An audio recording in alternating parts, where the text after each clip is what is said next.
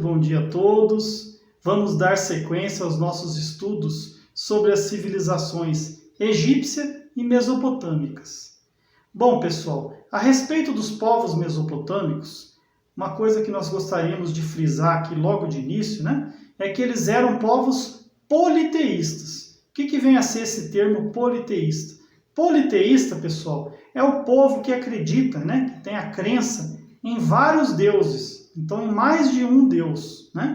Esses povos mesopotâmicos, politeístas, portanto, eles realizavam diversos cultos em homenagem a esses deuses. Esses cultos tinham como finalidade agradar os deuses de forma a evitar derrotas militares, pragas que acometessem as suas lavouras, doenças que viessem a acometer a eles próprios, os habitantes da Mesopotâmia, e por aí vai, Bom, pessoal, esses cultos, eles eram realizados tanto ao ar livre, como em grandes templos, conhecidos como zigurates.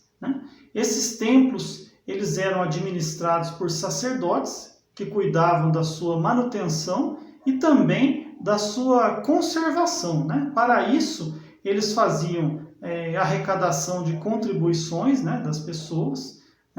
E um outro fato, um outro dado a respeito dos zigurates é que eles também eram utilizados como sedes administrativas.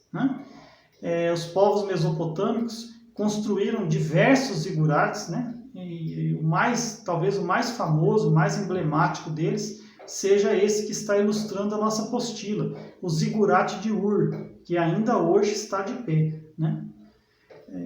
Uma outra questão referente, um legado referente aos povos mesopotâmicos, diz respeito à elaboração daquele que talvez tenha sido um dos primeiros códigos de leis, uma das primeiras legislações a serem criadas. Como nós já falamos com vocês, pessoal, naquela caminhada dos seres humanos rumo à evolução, quando eles passaram de caçadores e coletores para agricultores e pastores, eles também passaram não somente a ser agricultores e pastores, mas também a se fixarem num determinado local. Isso se chama processo de sedentarização, apenas relembrando aqui com vocês. Bom, nós sabemos que as aldeias foram crescendo, foram disputando território umas com as outras, Isso fez com que a população também crescesse, e essas aldeias foram pouco a pouco dando origem às primeiras cidades dessas civilizações. E como todos nós sabemos, pessoal, para viver em sociedade, com muitas pessoas, é preciso que hajam regras. Essas regras nada mais são do que as leis que nós possuímos hoje. Todos nós sabemos que para o bem viver em sociedade é preciso que se observem essas regras, que nada mais são do que as leis. Então, o primeiro código, ou um dos primeiros códigos, foi o Código de Hammurabi, que recebeu esse nome por causa do grande rei mesopotâmico chamado Hammurabi. Era um código bastante rígido, inclusive contemplava a famosa lei de Talião, do olho por olho, dente por dente. Tinha ali penas bastante severas, muito embora fosse, de certa forma, discriminatório, já que havia ali penalidades diferentes conforme o grau de importância da vítima, ou mesmo do autor de determinado delito, poderia ser amenizado ali a sua pena. Mas, de qualquer modo, hoje em dia, o Código de Hammurabi ele é conhecido como pioneiro dentre os códigos de lei. Então, a partir dele, todos os outros se inspiraram, né, nesse ordenamento jurídico que a gente chama, né? Bom, turma, para falar com vocês aqui um pouquinho a respeito dos egípcios, né? Primeiramente, nós, lógico, temos que frisar para vocês aqui que os egípcios também eram politeístas, né? Então, eles acreditavam também em diversos deuses, né? Inclusive deuses que tinham formas humanas, né? Chamados antropomórficos, né? Mórfico vem de forma, né? Zoomórficos, ou seja, com formas de animais, né? E também deuses que mesclavam formas humanas com formas de animais, né? Então, zoomórficos, né? Muitas vezes com corpos humanos, né? E cabeça de animal, né? É bastante interessante, né? O modo como eles enxergavam a vida após a morte nos dá assim, sinais, né, muito importantes de como era a cultura egípcia, né? Nós podemos destacar aqui que entre esses deuses egípcios, né, os mais importantes talvez sejam Ra, o grande deus Sol, né, Ísis, a protetora da natureza, e Osíris, conhecido como juiz dos mortos. E, inclusive, sobre Osíris, pessoal, existe uma lenda, né, que nos explica, né, ou melhor dizendo, nos dá uma ideia da importância da religião e uma ideia da importância da crença na vida após a morte pelos egípcios, né? Nós sabemos que eles sepultavam seus mortos, né, mumificados, muitas vezes acompanhados de vários pertences, né, que chegavam a incluir até um barco, né, no qual o morto iria navegar rumo a uma nova vida, né, após a morte. E temos também a lenda, né, a respeito que envolve a morte de Osíris, né, bastante simbólica, bastante emblemática também. Então, segundo essa lenda, né, Osíris teria sido assassinado por seu próprio irmão Sete, né, e Sete teria esquartejado o corpo de Osíris e jogado as partes no rio Nilo, né? Foi então que Ísis, irmã e também esposa de Osíris, teria saído em busca dessas partes, né, do corpo no rio Nilo, e ao conseguir reunir essas partes do corpo, ela teria trazido Osíris de volta à vida, né?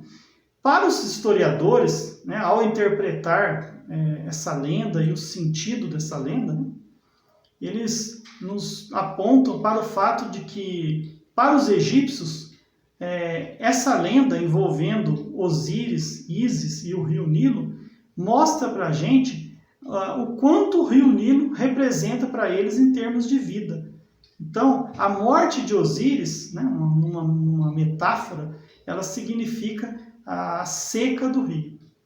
E o renascimento de Osíris, as cheias, né, trazendo de volta a vida para os campos ali, para as lavouras, para a agricultura, né, dos egípcios.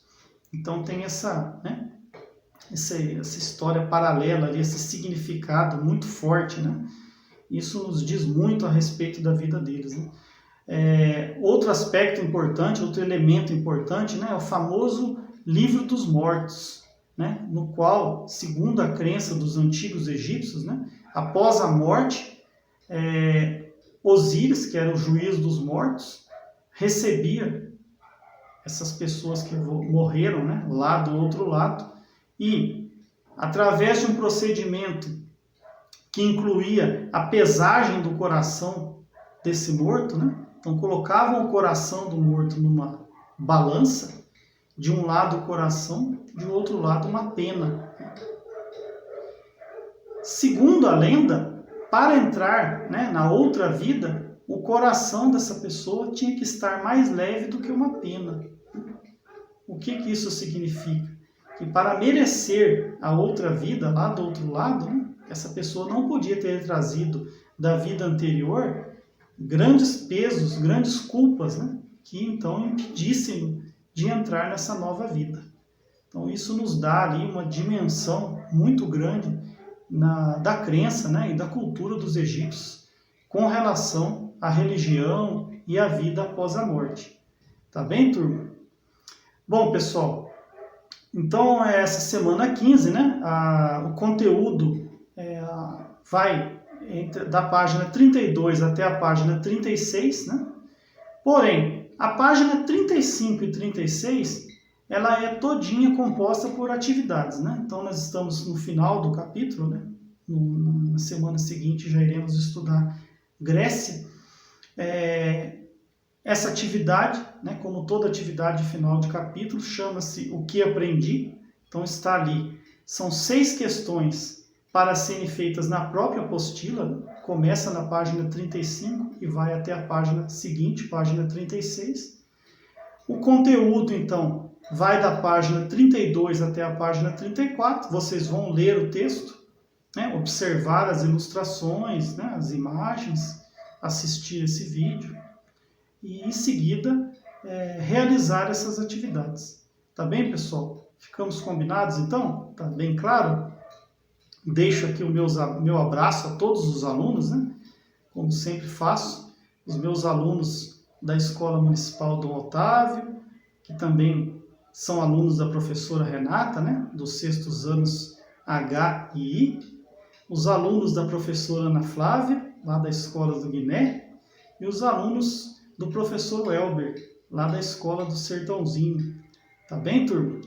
Um forte abraço a todos e até a próxima, se Deus quiser. Tchau, tchau.